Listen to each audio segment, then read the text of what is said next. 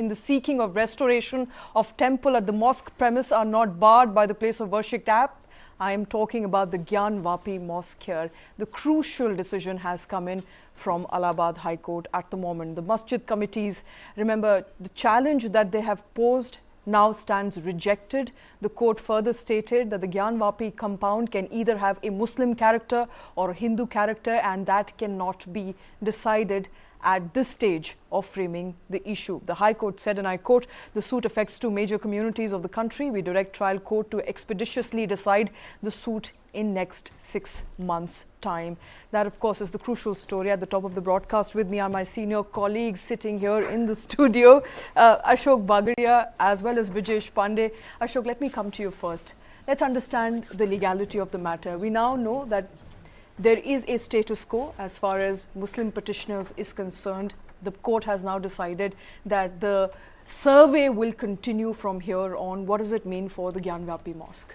Well, first things first, that this matter has been pending in the courts, various courts, for the last 32 years, and there was no clarity on the issue whether the suit can be heard by the trial court or not, because there was an argument which was put forward by the Muslim sides saying that there is a Places of Worship Act which was enacted in 1991 by the P.V. Narasimha Rao government, which said that any religious structure, whatever shape or whatever character it had on 15th August 1947 cannot be altered or looked into by the courts. Now, this was the best argument which was put forward by the Muslim sides, saying that this suit which has been filed by the Hindu sides seeking to reclaim the whole Gyanvapi Mosque premises as their own cannot be heard, and it should be dismissed at the threshold, at the preliminary stage. Now, after 1991, the matter went to the district court. In 1998, the district judge Varanasi said that this issue can be decided, but it cannot be decided without taking evidence first. Thereafter, after 1998, the matter went to the Allahabad High Court. In 1998, the same year, the Allahabad High Court said there shall continue to be a stay on all the proceedings in the lower court. Now, from 1998 till today, there were numerous hearings, and there was no clarity as to when will this matter be decided. Now, one very interesting thing I would like to point out here was something which happened in the month of August. This case was for the last 2 years, between 21 and 22, was heard by one particular judge, Justice Prakash Padia, and he had heard both the parties and reserved the verdict in the case. But almost just before Justice Padia was to deliver his verdict, the Chief Justice of the Allahabad High Court changed the bench and transferred the matter to Justice Agarwal, who delivered the verdict today. This was questioned by the Muslim sides in the Supreme Court, saying that this kind of an action, unilateral action by the Chief Justice of the Allahabad High Court to transfer the case from one judge to another, is unwarranted and is bad. Does it happen frequently? It doesn't happen frequently, and that was the reason why it came to the Supreme Court. And the Chief Justice of India, when he looked into the matter, he came to a conclusion that what I see is that there were cogent reasons before the Chief Justice of the Allahabad High Court to transfer the case, and we are not going to interfere with it. Today, Justice Agarwal has delivered his verdict, and 3 important things he says in his verdict. Number 1, that the Places of Worship Act is not a bar. This is a very important finding. It cannot act as a bar on deciding the suit. Number 2, that this matter has festered on for so long, 32 years. It has to be decided quickly because it concerns 2 communities. And he says that within 6 months, the trial court should decide the suit. Number 3, he says that this matter cannot be decided without taking in evidence, the trial court is free to decide if they want the assistance of the Archaeological Survey of India to gather evidence.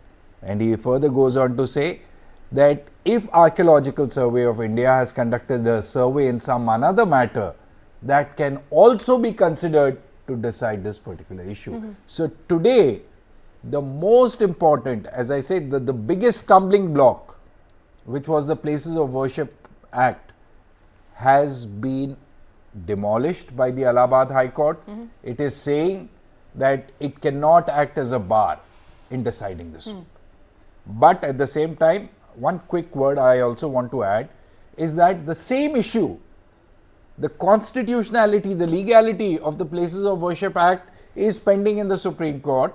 And the whole question whether the Places of Worship Act can allow any legal litigation or any litigation to change the character of a religious place, can it be done or not? Both these questions are pending before the Supreme Court. So, in this particular case, the Supreme Court of India will have the final word. Okay, Supreme Court will have the final word. And before I go to our guest, Brijesh, just to low down on what does today mean for people, for Muslim petitioners. We know that they have lost the case as far as maintainability is concerned. But what does it mean for people who are looking at what's going to happen in Gyanvapi next? Well, I think, it's a big setback for the Muslim side because the Allahabad High Court, as Ashok, laid out in threadbare about, how the entire arguments was demolished. The case which he mentioned about the transfer judge did raise further question, and the CGI said that they had cogent reasons. But as people have read, nobody knows the cogent or the coherent reasons which were put forward, and what led to the Chief Justice of India decide that. But so be it. I think this issue is something which is as said by the court, that there are two large sections, the Hindu side and the Muslim side are looking into it. I think the court should also, the Supreme Court should also exercise the same kind of exigency and settle the matter once for all, that whether it covers under the Religious Worship Act or not. Because if it doesn't, then there should be, as Mr. Jain, who is one of the the guest here in the show, yesterday said that this is not the end of it. There are 21 more cases which he wants to file, and in 21 different parts of the country where temples were destroyed to build other religious structures. Absolutely. So it is, I mean, he objects to the use of word Pandora box, but I think I can use it that, it will lead to opening up of Pandora box as to, where do you stop and where do you start. One line before you can go to both Mr. Jain and the other guest is that at the start when this entire Gyanvapi Mosque thing started happening, RSS Sarsang Chalak said that we should stop looking for a mandir under every masjid, and this led to such a vociferous and ballistic attack on Sarsang Chalak, which I haven't seen till date. Okay, so political ramifications as well as the ramifications for the people who are following up on how many mandirs are there below every masjid. Harishankar Singh, who is one of the petitioners, also with us on the show. Hari, I want to understand, where does the buck stop? 22 more cases, perhaps a lot more now. Where does the buck stop? Why you are fearful? Not at all. How people are concerned, how government is concerned, how media is concerned. We are fighting for justice. What injustice was done, cruelty was done in the past, the atrocities were committed in the past, that has to be rectified. That has to be taken legal course. And by legal means, we want justice. Why should we go on seeing that cross on our chest, that a mosque is standing on the side of the temple? How we can tolerate it? How a Hindu can tolerate it? We will not tolerate now. Time is over now. Time is coming fast to restore all the cultural heritage of India. And we are fighting for that. And not only 21 or 22 temples, thousands of temples. Losing Harishankar Singh. They were demolished in the manner they will be restored. The persons who have no soul, they have no soul, a dead soul, they can say that they don't fight for these causes. Now rest in peace. This is all right, it looks like there's some internet connection problem at Harishankar Jain's other side. Anil K. Verma, political analyst, also with us on the show. Anil, good to have you. What are you making of today's order?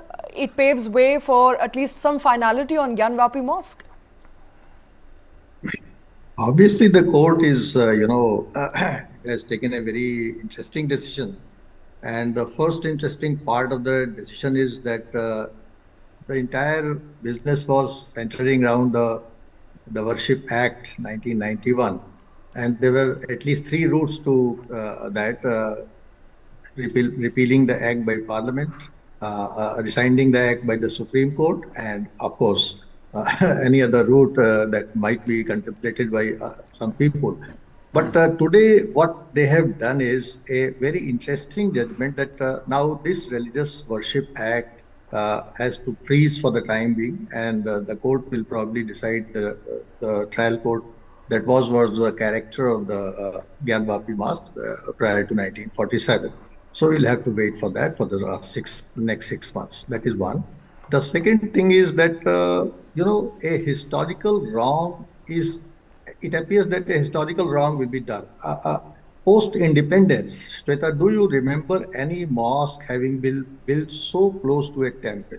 At least in my 70 years of life, I have not seen any mosque intruding into a temple or being built so closely, So these things, they are very hard facts, that how can a mosque and the temple, coexist? And the court has taken a very loud decision on this, that it can either be a mandir or a masjid, and it cannot be, an intermingling of both masjid and masjid. So this is a very clear pointer to the shape of things to come.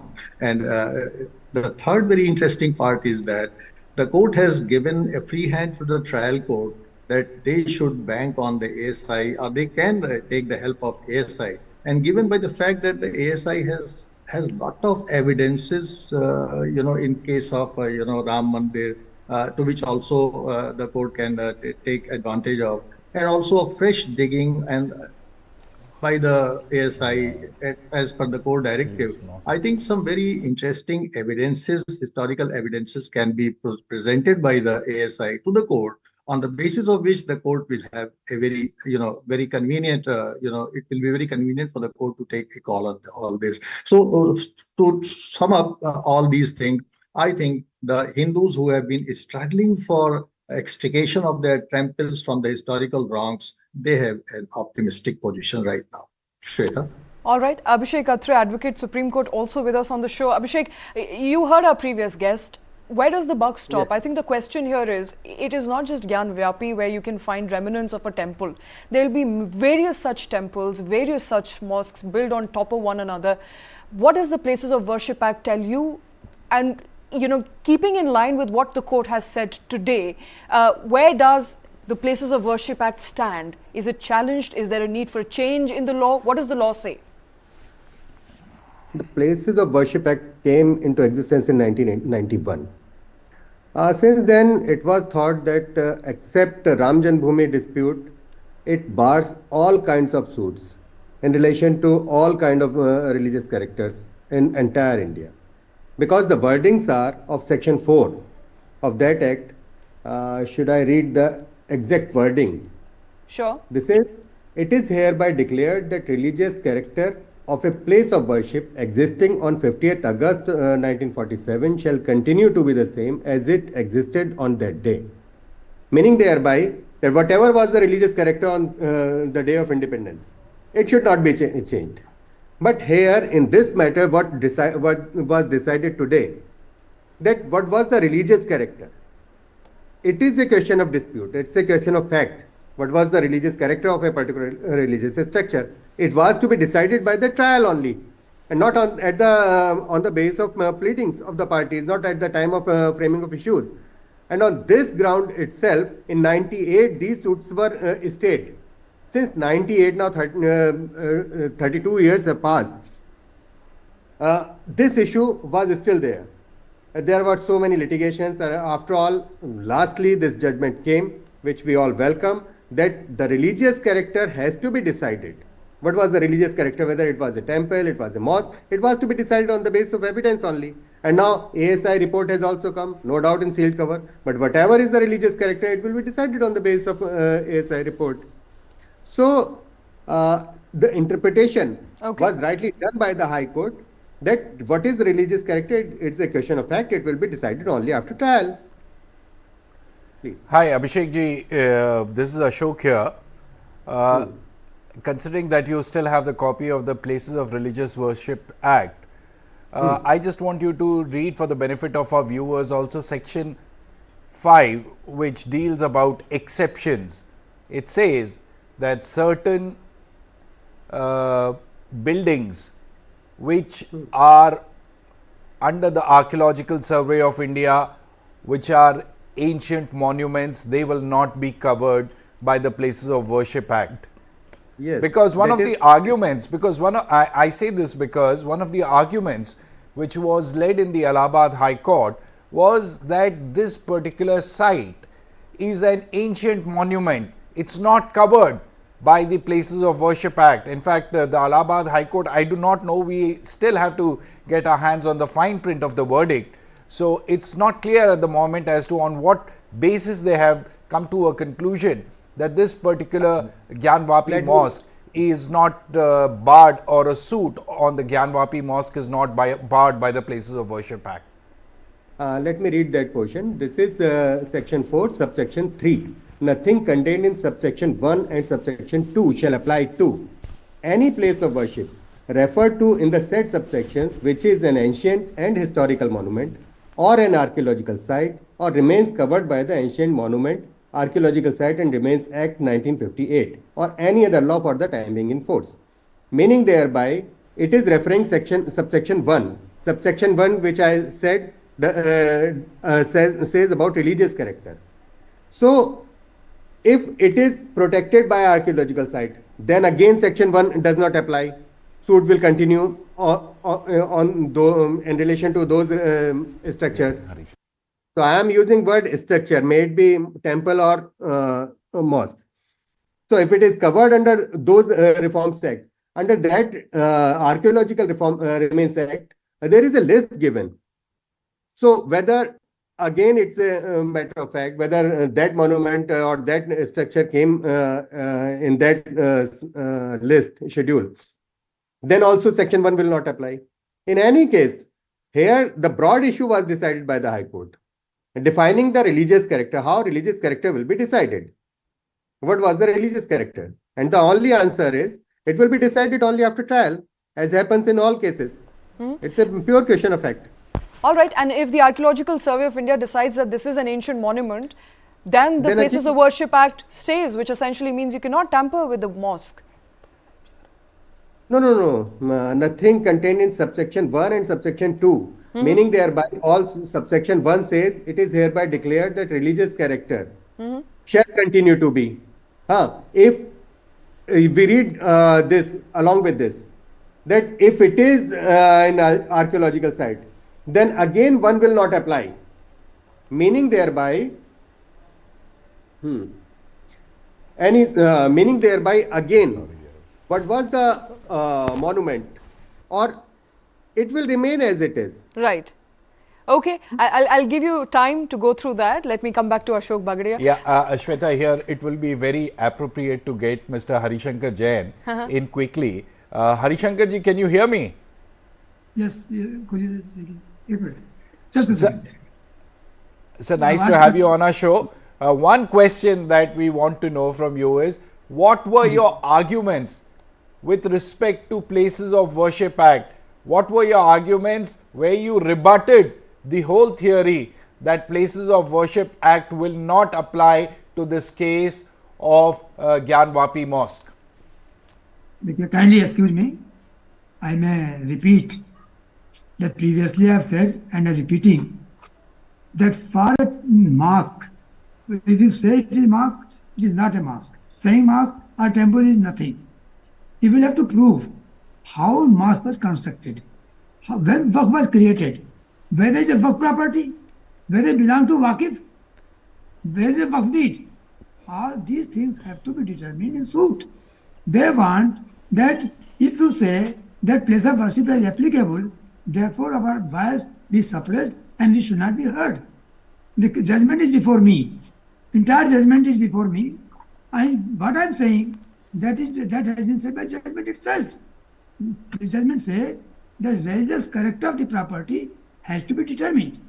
Place of worship does not bar the determination of religious character. Kindly mark these words. Actually, what is our tendency? One Muslim say, or a Muslim says that it is waqf, it is a mosque. We believe it is a mosque, without going into the fact whether it can be a mosque. I may tell you that for a mosque it is necessary that it should be a waqf property. If it is not a waqf property, there can be no mosque. Kindly remember and keep in mind that firstly, it's the duty of the Muslim side to prove that it was a waqf property. Then question comes, when waqf was created? Who created the waqf? And the person who created the waqf, if any, whether was waqif, whether he was the owner of the property. In Mullah Muhammad Law, paragraph 176, it has been clearly said. In Beli Muhammad Law, which is recognized, it is clearly said. Number two, whether a land which is temple land, which is vested the deity, can any person come and say that it is now a waqf property? It is now we will consider a mosque. The legality of the mosque has to be determined. The religious character of the building has to be determined. And I may remind you that our Vedas, Shastras, from thousands of years, I pleaded my petition. Kindly see, from ages, it is a Shiva temple. It is Lord Shiva himself founded, and here is Jyotirling. And not only that, one remarkable argument kindly consider. In 1983, in Kashi Vishwanath Act, the Sovereign Act is there. And they recognize Jyotirling. That Jyotirling lies beneath the so-called structure that is mosque. What they say. So the legislature is recognized. Section 4 of clause 9 of the Kashi Vishwanath Temple Act 1983 that has received the president assent. That will prevail over any other act. So here, actually, what is happening? That whatever Muslim says, that is believed ex parte. Without going into the merits, what the Hindu says. When we say, you put us immediately question, where will you stop? Why we should stop? Kashi, Mathura, and number of things. Wherever there is evidence. I am not going to touch any mosque. I am not concerned with any mosque. Okay, that's an interesting point you brought in there. Who determines what's a place of worship? I think that is perhaps the legal point of view that this party has taken, that who determines what is a place of worship? Is it where a waqf board is created? Is it where the place of worship, the land belongs to the Muslim party? So I think for Places of Worship Act to be evoked, you've got to determine whether it's a place of worship or not. I would say it's a very intelligent and a clever argument. In the sense, you do not directly say that whether this particular suit is barred by the Places of Religious Worship Act or not, but you tell the court that, look, this is not a place of worship. This is not a place of worship. So once that determination comes, the general assumption is that, for instance, let's take the case of Gyanvapi Mosque. If tomorrow the court were to determine the religious character of the Gyanvapi Mosque, now, according to Mr. Jain, the argument is that a mosque could never have been built there because it has to be a waqf property. If it's not a waqf property, no mosque can come up. So, the legality of the religious character of the place as a mosque goes away. So, now, when that character of the mosque goes away, what remains? What remains is a temple, is a structure, because the Hindu side has been claiming that, look, for thousands of years, there has existed a temple at this site. There is a Swayambhu Jyotirling here at this particular site. And on top of this new structure which came up 600 years ago, where Aurangzeb gave this land and this mosque was created. Now, as I said, I see it, it's my personal opinion that it's an intelligent argument. You don't get into the whole dialogue of whether a Places of Worship Act applies or not apply. You simply tell the court, I want to determine the religious character of this place. You please determine whether it could have been done or not. Okay. So that is exactly Very what clever. Mr. Jain is saying. Okay. And, you know, he's a very, I see him and his son very often in the Supreme Court. And I respect his wisdom on this part. All right, Mr. Jain is not with us, but Brijesh, very clever argument. You're not questioning whether it's a mosque or not, but that is out of question. You're simply saying we want to determine the nature, the character of this place because we don't know whether it's a mosque or not. It does not belong to the Waqf board. Essentially, cannot be a place of worship. Well, absolutely, it's an intelligent argument, but the point is that you know whether the Places of Worship Act covers it or not. That is one moot point which has to ultimately be the sole arbiter of the deciding point. And the point is that you know that it has been challenged in the Supreme Court, and that you know until unless the Supreme Court comes out with a finality of what exactly is a Place of Worship Act, whether it can be altered, what all comes under it. I think you know by that time this judgment is going to reach a level. You know, my fear is that you know like what happens is that once if you look at the political side of the entire the legality which is being played out in the court, you know the fact is that you know once you get the ASI to prepare a road to prepare a report which is submitted in the court, and you know later on if the Supreme Court stays it, then what happens to the report? Can you dial back the entire situation? You can't. So it will create to a pressure point which will further you know inflame the sentiment rather than douse it down. So I think you know when you talk of religious act, Places of Worship Act, whether that can be tempered with or not is something which should be, I mean given the way things are panning out, which should be decided by the apex court at the earliest. All right, Abhishek, you know when we talk about the legality of it and we listen to arguments from both sides, it appears that a very interesting debate is playing out here. Now whether the Places of Worship Act in itself is sufficient to determine what is a place of worship, should the apex court intervene, should there be perhaps a change in the law so as to ensure a can of worm, you know, many would like to call it a Pandoras box. I think a more better suited term here does not come into play. You don't have more such every other day legal battles playing out in the court to put a full stop to it or to perhaps open them for once and all. But you think there is a tweaking needed in the law or perhaps a better understanding from Supreme Court of what the law is clearly? No, see, we can read the minds of judges of Supreme Court when they allowed this ASI survey to continue. It was in their mind at that time also. What's the purpose of this ASI survey? To determine the religious character of that structure. And when Supreme Court allows them, and even recently 2-3 days before, Supreme Court rejected a stay of the submission of ASI report also. It means it is an implied consent of Supreme Court to go ahead to decide the religious character. And this judgment of High Court, I don't think it will be stayed or it will be quashed by the Supreme Court. After 38 years of pending this issue, this judgment came. And when ASI report supported by this judgment, it will decide religious character. And no doubt Pandora box may open, may not open. We can't say. It is not with every mosque or every religious character, but these Mathura and Kashi, these are the two temples after Ram Janmabhoomi that on which Hindu side was hammering from a very long time. That these were the places of Hindu worship from time immemorial, which were exceeded by Muslim intruders, and they demolished and they constructed some mosques. Now it's a time to decide whether these were mosques or not at that time. Mr. Atre, it is not going to be limited to the two. You know, Mr. Jain, who has rejoined us, I think there was some technical issue. He has made it clear last evening on our show that there are 21 such properties he is going to, and you know, there's no stopping at the two.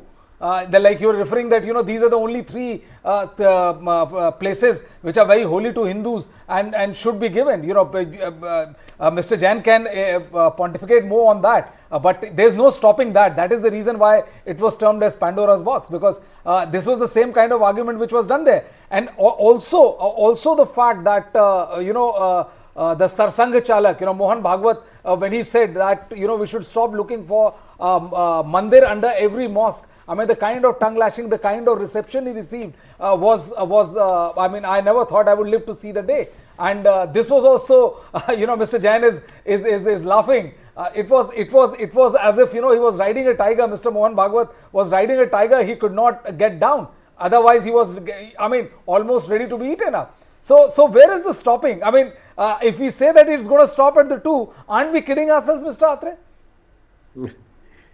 No, no doubt Pandora Box will open after this judgment. I'm not saying so that Pandora Box will not open, because it's a very landmark judgment on this issue. Previously, it was thought that 91 Act puts a full stop on all the such disputes except Ram Janmabhoomi. But now, today onwards, we think that Pandora Box will open, because the determination of religious question is always a question of fact. It will remain a question of fact in all the matters to come. So it will be decided in the light of this judgment. Okay, will be decided in the light of this judgment. I think Atreji finally agreeing that this will result in more such suits, civil suits. Absolutely. Definitely. I think because I have like, Mr. Jain on record. Mr. Jain is there. He made it very clear to us last evening that there's no stopping this. So and what's he's the one next of the pioneer. site? Absolutely. Yeah, absolutely. Mr. Jain, what is the next site you're going to go to? Which is the next site that is in your view, where you are going to perhaps move court to determine the nature of that structure? Today I will not disclose, but certainly, and I will not disclose name due to certain reasons. My strategy is very secret, but certainly I am going to take up each and every case in which I am getting evidence and support to submit that after demolishing Hindu temple it has been constructed. And I think it is not a question of historical wrong. Historical wrong is very, very polite word. It is very short word. Actually, it is historical injustice. It is persecution. It is barbarian act. It has to be rectified. And that will be rectified. Yesterday, Modi ji has said what I am saying. Modi ji has in clear terms in Varanasi. उन्होंने कहा है कि जो गुलामी के चिन्ह हैं या जो चीजें हैं सांस्कृतिक विरासत पाने का अभियान शुरू हो चुका है. He has endorsed. He is my leader. I bow down. And certainly I have started it. And I will go on hampering, go on harping this issue. And number of, all over India, I have said that in every part of India, wherever it is found, and evidence is there. What about Sarsang Chalak, Jainji? Is he also a leader? Or कल भी मैंने कहा था, फिर कह रहा हूँ, संघ हमारी मातृ संस्था है. It is a mother organization. We respect and we bow down. But as a humble person, as a son of the soil, every son has a right, and at appropriate time, it may disobey the order of his mother and father. If time so demands, and time demands, the people demand, the wishes of the people say that take back all those structures which had been demolished in the past. It is not only historical wrong, I repeat it, it is historical people persecuted. And this type of injustice has to be rectified, because Indian Constitution is reformative Constitution. It a Constitution takes that every injustice done in the past, that has to be rectified. Read Article 13. What Article 13 says? All laws in force in the territory of India is so far that is inconsistent in any part of this Constitution shall be void. Every action which is against the Constitution, which curtails our religious right, and Article 25 is void ab initio, and that void has to be declared by court of law as void. That is our plight, and we are working on that. Yes, and we are going on working, and I am in unequal terms. I am saying that we will not stop after Kashi Mathura. We are going to win. Kashi Mathura is in our hand. Within a year, the temple construction will start. And I say you that Modi ji will inaugurate at both the places like Ajodhya. Now we are looking forward for the fourth Ajodhya, Kashi, Mathura, now 4th, 5th, 6th, 7th. And that my legal team is working. And Okay. present itself, when I'm talking to you, my legal team is here in the table. They are working. And so many things are being flushed out. A number of cases with me. For security reasons or due to some reason, today I will not disclose the names. But it will certainly know in very near future Okay. what steps we are going to take. And I'll it is come to time- you. Come to you in few minutes. Perhaps by then you have decided whether to disclose the name here on News9. We are hopeful that will be the first publication where you're going to disclose the name. But let me quickly go to Anil Verma, who's yes, Mr. Jain. Boliye, sir. Before filing the suit, like a war, before going into war, you can't say that I will go and fight from this side. Like in that way, because But a who are you warrior- going to fight? Perhaps that needs to be made clear. When you go to war, who are you fighting? Everything declared.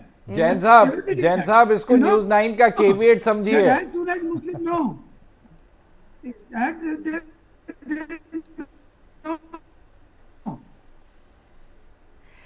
Okay, looks like we've lost. And I think we have some internet issues at Mr. Jain's side, but let me also quickly get in Anil Verma, who's been waiting very patiently. Mr. Verma, I think my fundamental question here from the other side of the party, since we don't have representation from the Muslim side that lost, perhaps looking at this judgment, perhaps slightly fearful of what happens to other such structures which they believe are their place of worship. What happens to them? Maybe slightly fearful, as Mr. Jain has said, there'll be a slew of litigation starting now.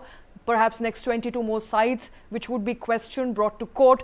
What happens to them? Perhaps a little fearful at the moment. What happens to them? Well, you are putting it in a, this terminology you are using, fearful. I mean, why I'm sure somebody fearful? who's lost a case is fearful, sir. There's But nothing at wrong in the same use of the time, you word see, fearful, Mr. I mean, it's, it's a hard word, fearful, because when you are into a litigation, you are mentally also prepared for winning or losing. So there is nothing about fearful. But of course, since this entire business is connected slightly with the emotional aspect or religious aspect, and that's why probably you are using word fearful in the backdrop of first the Ram Mandir and then the Gyanvapi probably.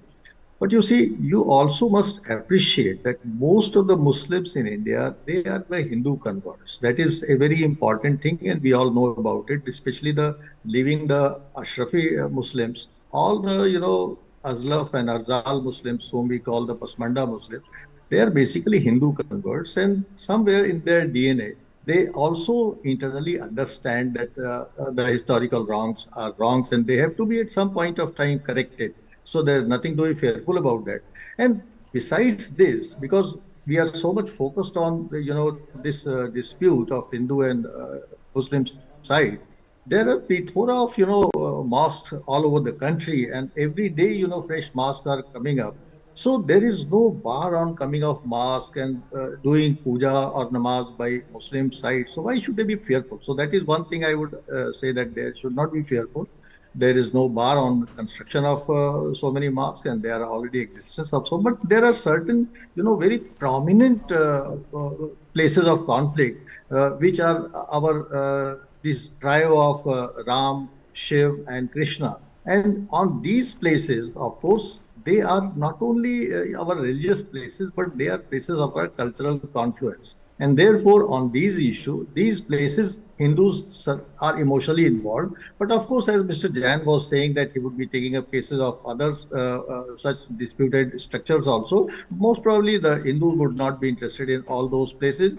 They may legally try to reclaim them. But these are emotive places, and here you lakhs and lakhs of visitors all over the country and the globe come. And emotionally, the Hindu side understand that there are three deities, Ram, Shankar, and Krishna, where it is said that it is the birthplace of the Swayambhu at Varanasi, Gyanvapi. So I think when all these three structures are reclaimed, probably the Hindus will Mr. Verma, the word fearful was used because, it's not about the losing the case or winning the case. The fact is that, as Mr. Jain said, that where does it stop? You say that, these are the three religious sites, but Mr. Jain says, no, it is 21 more sites. And, you and I, we can't decide whether Hindus will go for those sites or not. So the word fearful was used in that No, context, but and there's no stopping it. That's the you way, see, that's where fear but comes you in. must make it.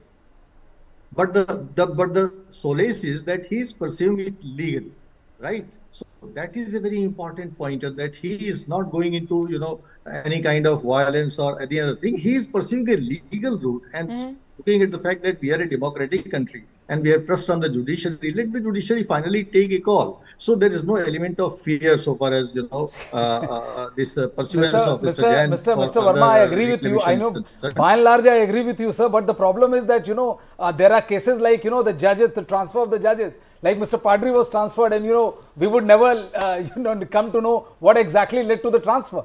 So there are legit questions. There is absolutely. Legit fear. We may try to sugarcoat it, but then there are legit fears, isn't it, Mr. Verma? Like if I am fighting a case and the case has come to a judgment and that judge is transferred, I would have every right to know until unless I know exactly why the judge was transferred, sir. But I mean, you have to balance all this thing with democratic requirement of the system. I mean, this is our democracy. You cannot say that these things cannot be done in a democracy. So democracy has a limitation. Democracy isn't the best form of government, we all know. And Aristotle said it is the worst form of government. But we are doing with it. And judiciary is one of the most undemocratic component in the entire political system. That also we don't know. We know because there is no element of people's involvement so far as the appointment of judges is concerned, or even nowadays after the collegium there is indulgence of the people's Mr. Verma, it is like concerned. it is selection of IAS. They become our my-baps, but we don't have any say in their selection and all. So I mean that way, so the entire system is rigged against us. In the entire democracy, you must agree. So there are limitations of democracy. Judges are judges, like the American Supreme Court judges. The Constitution is what the judges say it is. That era is gone, and our judges will have to understand. Our Supreme Court will have to understand that they are not the my-baps of the entire political system. I'm not sure if Mr. Jain agrees with you there, but Mr. Jain would like to come in at this point. Yes, sir. I may tell you what was being said. The case has been transferred. Perhaps if people do not know the entire story and you have not gone through the judgment of the Honorable Chief Justice of Allahabad High Court, which has to I transferred him from that court. You are simply saying in 6 months of hearing that judge cannot hear that judgment. This judgment of the Supreme Court in Anil case since 1997, 1998. And this case was being adjourned thrice. Judgment was reserved, no judgment was delivered. Therefore, and it was not, file was not sent to the office. All these things have been said by the Chief Justice in his judgment, and that has been upheld by the Supreme Court. It is not so that unnecessary case has been transferred from that court. And you may remember on 15th March 2020, first the judgment was reserved. There were a number of days the case was heard. And up to 23 August, it was not delivered. Then the matter was, in July, the matter was transferred from that court. And under Supreme Court, after going through the entire things of the record, they have endorsed that judgment of the Chief Justice of the Honorable Allahabad.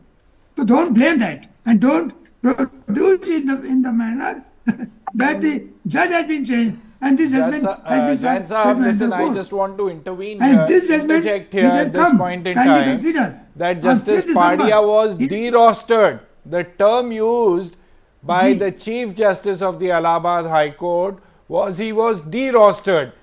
Another fact which we must speak up impartially is that Justice Padia had reserved his verdict on this matter. Once a judge, please tell me, Jain Saab, once a judge has reserved his judgment on a particular issue, is it fair to de-roster that judge? He can be de-rostered, but how can you bar him from delivering a verdict on that particular issue and placing the matter before another judge? Yes, sir. मैं अपनी बात clear नहीं कर पाया. जी. Kindly consider again. Supreme Court judgment 1997 supreme court ने कहा था कि 6 महीने के अंदर अगर जज डिसाइड नहीं करता रिजर्व करने के बाद तो केस वो जज नहीं सुन सकता। और ये बात 2022 में, 2023 में सुप्रीम कोर्ट ने फिर कही और इसके बाद उस जजमेंट को वहां से हटाया गया है in following the judgment of the supreme court. Jain साहब, इस तरह के सुप्रीम कोर्ट के तो कई आदेश है कि 6 महीने से ज्यादा का स्टे होगा तो वो स्टे कंटिन्यू नहीं करेगा। Kindly go through the judgment of the Chief Justice, Mr. Prithvinder Divakar, which was passed in July. Perhaps you have not read that judgment in full. They have given reasons, and the reasons is the judgment of the Supreme Court, number 1. Number 2, after judgment is reserved and roster is changed, then judge cannot decide. It has to return the file, sent to the office, and then will be released it according to roster. That is the procedure. Okay. He was thrice reserved. Okay. The person reserved Qazi, that is not correct. Factually, it is not correct. You are because you have not read. Perhaps I am sure that you have read the judgment and given reasons for transferring the case.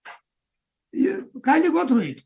Then criticize. Absolutely. We are yet to get the final judgment. Mr. Jain, understand your passion. Congratulations on winning the case. We will, of course, go through the final judgment as and when we get a copy of it. But Mr. Jain, Mr. Verma, as well as Abhishek Atre, thank you very much, gentlemen, for joining us on this show. And let's also quickly listen into some of the voices that have come in from Gyanvapi. We're given to understand Allahabad Bar Association, among others, have spoken on the matter. Listen in.